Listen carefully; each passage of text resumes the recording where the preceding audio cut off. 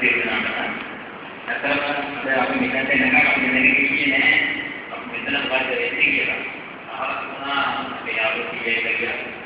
නමුත් මෙතන තාවපස්සේ අපේ ජීවිතේ දැනෙන්නේවත් වෙනස්නා කිව්වොත් මම හරි.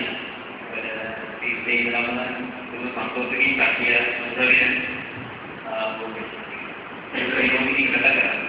ඒ වගේම ජීවිතේ අලුත් දේවල් දැනන් ටිකක් ගැන විස්තර කරලා තියෙනවා. අපේ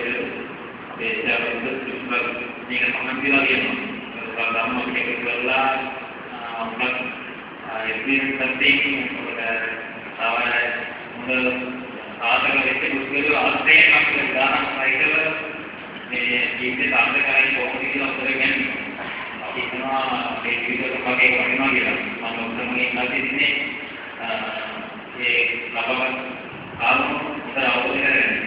අපේ රැකියාවේ අවුරුදු ජීවිතයේ මොන ආර්ථික ජීවිතය කරකට ජීවිතේ මොන ලක්ෂණ කියනවා කියලා වෙනම ගෙනියන්න